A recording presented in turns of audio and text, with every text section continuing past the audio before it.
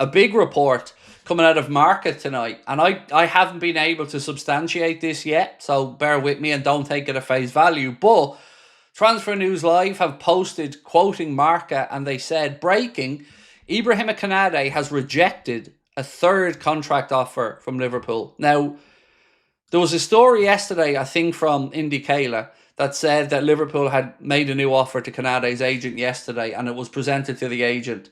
We hadn't heard how that was received, but if this is true, and this follows on today, well, this report claims that he's turned down that contract offer again. At this point, what do you do? Because it's not looking great, is it? If these are true, and even if it isn't true, what we know is a fact is he hasn't signed an extension yet. So where do you go with this one if you're Liverpool? And if you tie that in with the fact that it's almost certain now that Liverpool will not be moving for Marque in January, but will look to get him on a free at the end of the year, it brings us to the problem that I've spoken about all summer that I didn't want to have, which was a centre-back at the club whose future won't be at the club, not fully focused. And this worries me, because I know we're going to get the old, he's a professional. He'll be able to play. He'll be able to focus. Sorry, not buying it. Seen what happened with Trent on a few occasions, and I know the same thing is going to happen with Konate. He'll be distracted. The media will start ramping it up over and over again. Of course, before we play Real Madrid in the Champions League, you know what's going to happen. There's going to be a week leading up to it of news stories about Konate and how he'll fit in at Madrid and what he's promised and what he's going to do and yada, yada, yada. And it's a worry for me because it's going to impact our season. We know what last year was like. We all went through it. Will they, won't they? The whole season with Mohamed Salah, with Virgil van Dijk, and with Trent. Now, with two of those gentlemen, we knew they wanted to stay. So we were all hopeful. But we didn't know it with Trent, and we know what happened. Konate, I'm trying to keep giving them the benefit of the doubt. I am. I'm trying to believe that they are sincerely talking and wanting to extend. But at this point, if his 3 contract offers rejected, what do you say to that? Like, now, I know people are going to say sell him, but think about that logically.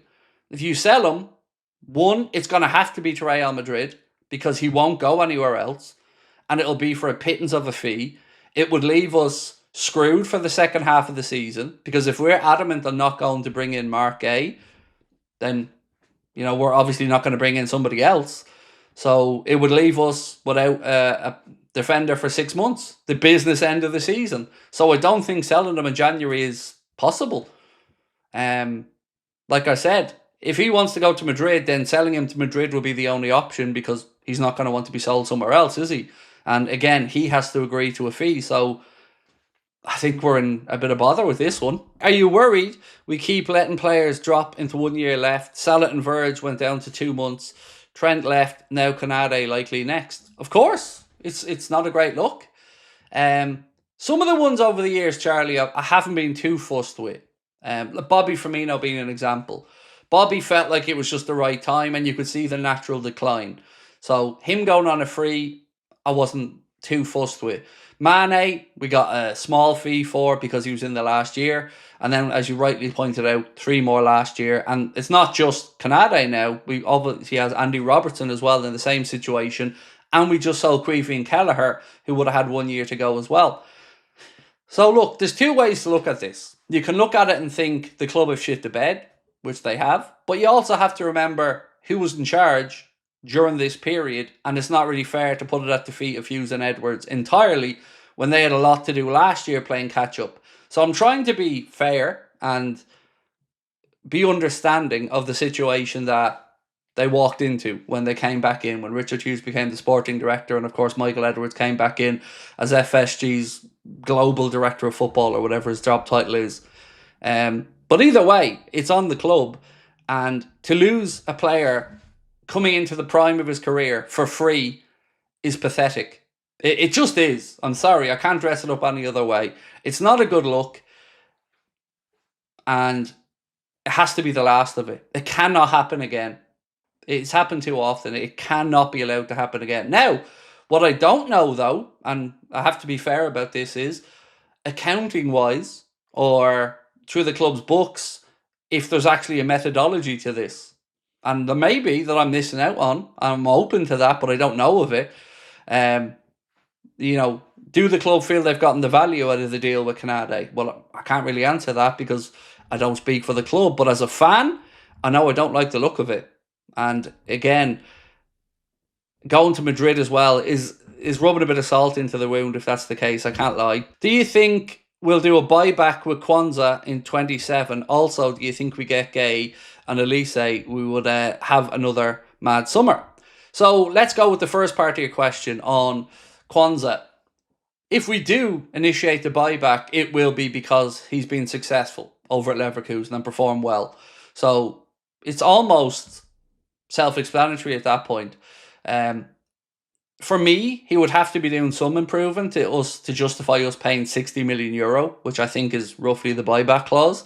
So honestly, I'm not expecting it. Not with Mark Gay coming in, not with Giovanni Leone in the squad. I wouldn't expect us to be paying €60 million to bring Kwanzaa back in, unless, as I said, he really, really has a great couple of years there. On the other parts of your questions, Gay and Elise. Let's talk about Mark Gay first, Harry, because I've got some notes on him today. And again, this is a continuation from Chris Bascom and what he was saying yesterday about this situation. So Chris Bascom has said Liverpool will not submit a fresh cash offer for Mark Gay in January and intend to sign him on a free next summer. Having been given permission to meet the player, conduct a medical, and agree personal terms, Liverpool understand that Gay sees his long-term future at Anfield. So that one is pretty self-explanatory. Liverpool think they'll get him on a free at the end of next season, which I hope we do, because he wanted us, we wanted him. Let's make it happen. Real Madrid just love to poach our players. And do you know what really gets me about it, Daniel? Is the cheapness of it, because they want their players, but they don't want to pay for them. So they're waiting for them to run down their contracts. Now, I know we got 8.4 million or something for Trent because they want him for the Club World Cup, but ultimately, it'll be the same again here. Canade going to walk out the door on a free, and to Madrid as well. And I'd be a liar if I said that doesn't sting me a little bit, because I'm not really, happy about it being Madrid. Hey, Craig, Canade doesn't want to stay, so he won't play. Simple, bench him, use Leone or Robbo. Show him where the frog has its locks. I don't know what that means. I do get that, but it's a big leap mentally, Lolly, as a fan, to just accept it being Leone without having seen him on the pitch. Ideally, him or Gomez as options would be great. And look, Joe, I'd have no problems if Joe can stay fit and play alongside Virgil, but Leone is a bit of a leap of faith. But I do agree with the sentiment. I don't want somebody who doesn't see their future at our club playing week in and week out. And I know I'm in the minority on this probably, and I know that the manager will come out and say that he'll be professional and he's got no concerns about it. But like I said, we have to look through the bullshit sometimes. And that's exactly what that statement will be, because deep down, it's just a marriage of convenience at this point. We didn't get in Mark A, so the options are limited to really make an example here of Canade's situation. Or, you can look at it another way. He's fulfilled his contract that he signed up for, which is, again, to his credit, what you ask a player to do. So, we're emotionally invested in it as fans, and it becomes a little bit tougher for us. What really gets me about the whole thing is, why would you want to leave Liverpool? Even if it is for Real Madrid, like right now, surely we're one of the most attractive clubs in the world. You've just seen a summer where the club have really invested in the playing squad, bringing in Isak, Florian Wirtz, Frimpong, Kirkej, Mamardashvili, and I could go on and on here, Armin Petri, Ugo Ekitike. It's just been incredible. So why would you want to leave that? To go to Madrid, who, with all due respect, are a bit up and down. I don't know. I struggle with that as a fan, but then again, of course, I am looking at it through Liverpool-centric eyes. I'm a Liverpool fan. Naturalist said, waiting to see how Canade plays. I'm afraid he played well in the last game because you thought Gay was coming in and would take a starting place. Now there's no competition. We'll see. It's a fair comment. Look, as fans, we all see this differently. There'll be some people who will say, don't worry about it, Craig. Canade will play. He'll be fine, or, it is what it is. I get that. I do. I respect that. I just disagree. And I've been consistent on this to give me credit. I said that about Trent as well, and I'm going to say here about Canade. I just don't believe when it comes down to it, you want a player who doesn't think their future's at the club.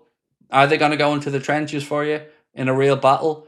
Are they going to put their body on the line for you? Are they going to play through the pain barrier for you?